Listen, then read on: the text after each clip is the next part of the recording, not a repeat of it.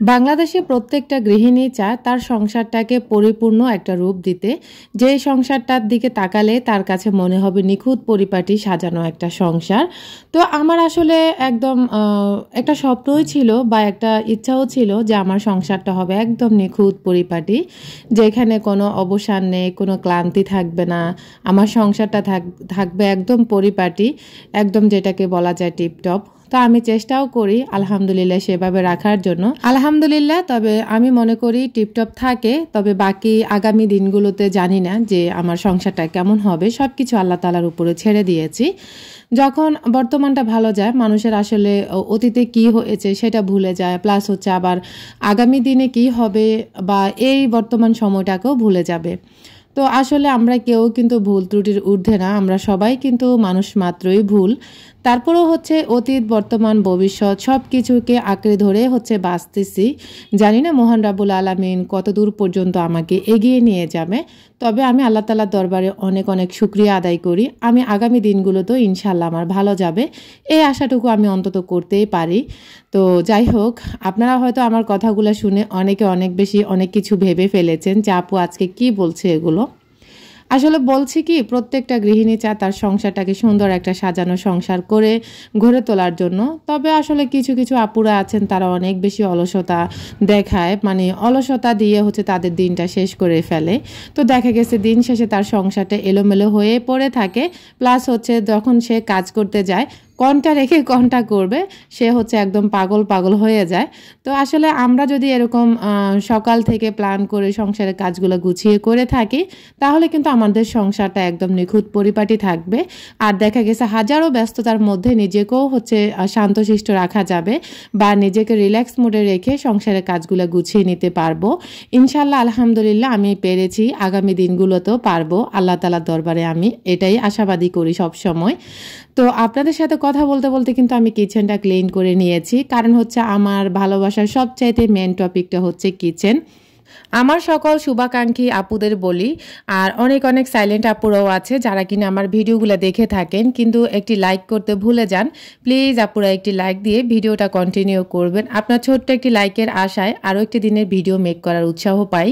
আপনি যদি আমার চ্যানেলে আজকে নতুন হয়ে থাকেন, চাইলে আমার চ্যানেলটিকে সাবস্ক্রাইব করে পাশে থাকা অল অপশনটা অন করে রাখবেন। আমি যখনই ভিডিও আপলোড করব নোটিফিকেশন পৌঁছে যাবে আপনার কাছে।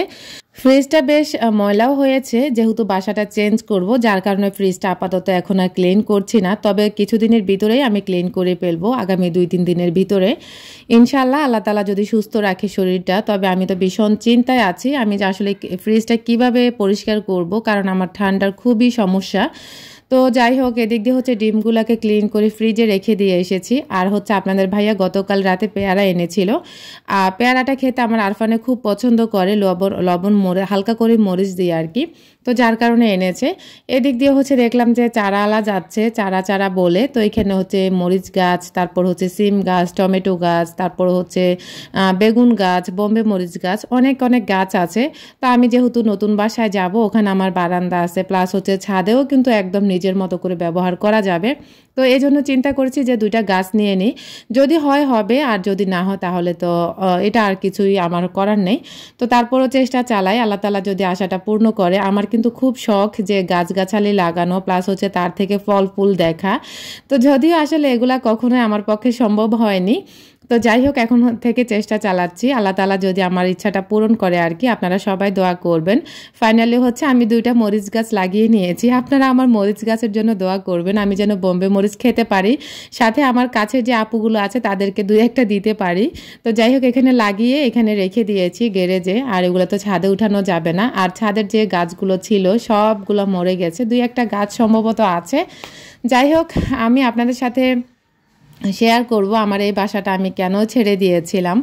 তো আজকে না হয় বলেই ফেলি। তো আপনাদের সাথে, আপনারা আমার ভিডিওগুলো দেখেও হয়তো বা খেয়াল করেন যে আমি কি কাজগুলো করে থাকি। তো অবশ্যই হয়তো আপনারা আমার কাজগুলা ফলো করবেন, করে হচ্ছে বুঝতে পারবেন যে আমি কি কি কাজগুলো করেছি। এখন আপনাদের সাথে শেয়ার করি আমি আমার এই বাসাটা কেন ছেড়ে দিয়েছি। পার্সোনালি আপনারা অনেকে আমাকে জিজ্ঞেস করছেন, আপু আপনি কেনই বা বাসাটা ছেড়ে দিয়েছেন, বাসাটা তো অনেক সুন্দর ছিল। তো আসলে বাসাটা সুন্দর ছিল সেটা আমিও জানি, আমারও খুব কষ্ট লাগছে। যদিও আমি গত বাসাটা থেকে আসার সময় আমার তেমন একটা মন খারাপ হয়নি বাসাটার প্রতি, তবে এই বাসাটা ছেড়ে দেওয়ার পরে আমার খুব খারাপ লাগছে এবং আমার কিচেনটাকে সবচাইতে ভালোবাসার জায়গা হচ্ছে আমার এই কিচেনটা। এই কিচেনে কাজ করে আমি নিজেকে অনেক বেশি তৃপ্তি পেয়েছি, মানে নিজের কাছে অনেক বেশি ভালো লেগেছে এই কিচেনটাতে কাজ করে। যাই হোক, কিচেনটাকে অনেক অনেক মিস করব। যদিও আমার আগামীতে যে বাসাতে উঠছি বা 1 তারিখে উঠবো, ওই বাসাটার কিচেন তেমন একটা ভালো না, তারপরেও হচ্ছে উঠতেছি আলহামদুলিল্লাহ। সব কিছু আমার কাছে ভালো লেগেছে, আর আমার বাচ্চাদের স্কুল মাদ্রাসা সব কিছুই কাছে, যার কারণে হচ্ছে আমি ওইদিকে বাসাটা নিয়ে নিয়েছি। এখন আপনাদেরকে বলি আমি কেনই বা নতুন এই বাসাটা ছেড়ে দিয়েছি। মেন রিজনটা হচ্ছে আমার হচ্ছে আসলে বাড়িওয়ালা তেমন একটা সুবিধাজনক না। তো আসার পর থেকে হচ্ছে উনি অনেক অনেক ডিস্টার্ব করেছে। তো এগুলো আসলে আমি মানে যেরকমই সহ্য করেছি, কিন্তু আপনাদের ভাইয়ার মোটেও পছন্দ হচ্ছে না যে বাড়িওয়ালাদের এইসব আচরণগুলো, যার কারণে হচ্ছে আপনাদের ভাইয়াই হচ্ছে নিজের থেকে বলেছে যে বাসাটা ছেড়ে দেবে। তারপরে হচ্ছে দ্বিতীয় কারণ হচ্ছে আমার এই বাসাটাতে কোনো আলো নেই, তারপর হচ্ছে একদম বারান্দা তো নেই। আপনারা সবাই আমাকে বলেন যে আপু বারান্দালা বাসা নেবেন, তো আমার বাসায় বারান্দা নেই, প্লাস হচ্ছে আসলে আবার বাচ্চাদের কাপড় চোপড়, আমাদের কাপড় চোপড় সব কিছু মিলিয়ে একদম রুম হজবরল একটা অবস্থা হয়ে যায়, যেটা দেখতে নিজের কাছেও খারাপ লাগে। আর সব সময় আসলে ভেজা কাপড় চোপড় বা সেতে থাকলে এমনিতেও নিজেরা অসুস্থ থাকি সব সময়, তারপরে এগুলা থাকলে তারপর আরও বেশি জীবাণু হতে পারে বা অনেক বেশি ব্যাকটেরিয়া ছড়াতে পারে, যার কারণে বাচ্চাদের কথা চিন্তা করেও বাসাটাকে ছেড়ে যেতে হবে, কিছুই করার নেই। যদিও এই বাসাটাতে অনেক অনেক সুবিধা ছিল, আমাদের যাতায়াত সুবিধাটা বেশিই ছিল। তো যাই হোক, সব কিছু আল্লাহ তাআলা একসাথে দিয়ে দেয় না মানুষকে, সবর করতে হয়, ধৈর্য ধরতে হয়। আল্লাহ তাআলা হয়তো বা সব মানে সময় করে সব কিছু মানুষের জন্য আল্লাহ পাক মিলিয়ে দেয়। এটা আমি সবসময় আল্লাহ পাকের উপর ভরসা রাখি, বিশ্বাস করি, প্রচণ্ড রকমের বিশ্বাস করি মহান রব্বুল আলামিনকে। আল্লাহ পাক আমাকে এত সুন্দর সুন্দর বাসার তৌফিক দিয়েছেন, এটাতে আমি মহান রবের কাছে অনেক অনেক শুকরিয়া করি। যদিও আমার বাসাগুলো খুবই ছোট হলো, আমি মনে করি আমি সুন্দর একটা বাসাতে থাকি, যেটা হয়তো বা অনেক আপুদেরই স্বপ্ন যে এরকম একটা বাসায় থাকবে। তো যাই হোক, যে নতুন বাসাটাতে গিয়েছি ওটাতে গেলে হয়তো যাচ্ছি, ওটাতে গেলে আপনাদের সাথে শেয়ার করব। তো এখন আপনাদেরকে বলি যে বাড়িওয়ালা কি সমস্যা করে আমাদের সাথে।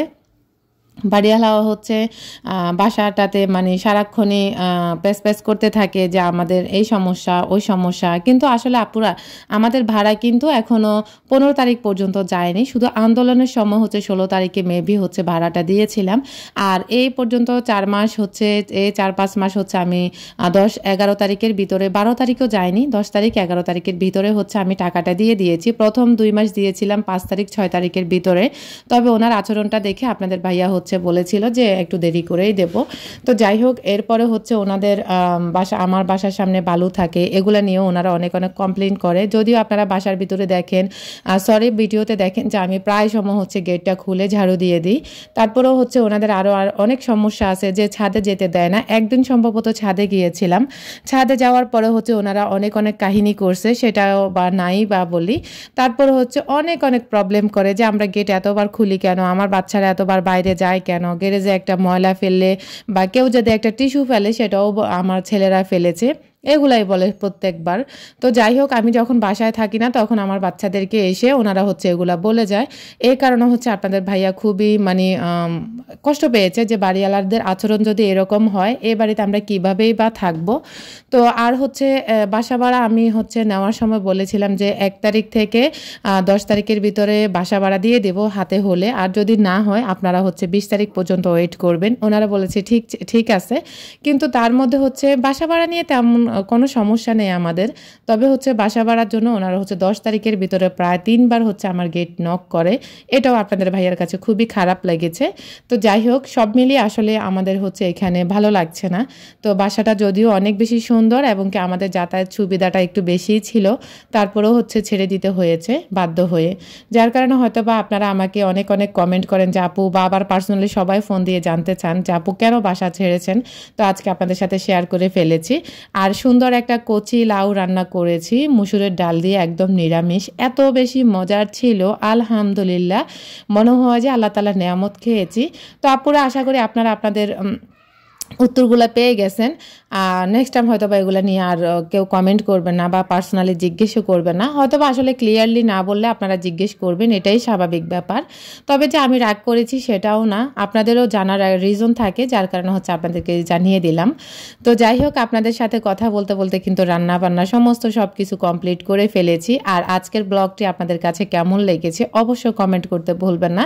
ইনশাল্লাহ বাসা যাওয়ার প্রস্তুতি চলছে, আপনাদের সাথে সেটাও শেয়ার করব অল্প স্বল্প আকারে, যদিও বেশি একটা শেয়ার করতে আমি পারবো না, কারণ আমি সব পরিস্থিতিতে আমি হচ্ছে ভিডিও করার মোডে থাকি না। আমি হচ্ছে আমার কাজ যখন করি তখন হচ্ছে আমার যেই সুবিধাটা মনে হয় আমি ওই সুবিধাটাই নিতে বেশিরভাগ পছন্দ করি। তো ওভারঅল ভিডিওটি ভালো লাগলে লাইক কমেন্ট শেয়ার করতে ভুলবেন না। আর লাউ রান্নাটা কেমন হয়েছে অবশ্যই কমেন্ট করতে ভুলবেন না। আর আপুরা, আপনারা হচ্ছেন আমার সাথে পার্সোনালি অনেকে কথা বলতে চান, অনেকে ফোন দিয়েছেন, তো আমি কিন্তু সবাইকে সময় দেওয়ার চেষ্টা করি। একজন আপু বলেছিল তার সাথে আমি কথা বলিনি, প্রত্যেকটা আপুর ফোন ধরেছি, প্রত্যেকটা আপুর সাথে কথাও বলেছি। আল্লাহ হাফেজ, আসসালামু আলাইকুম।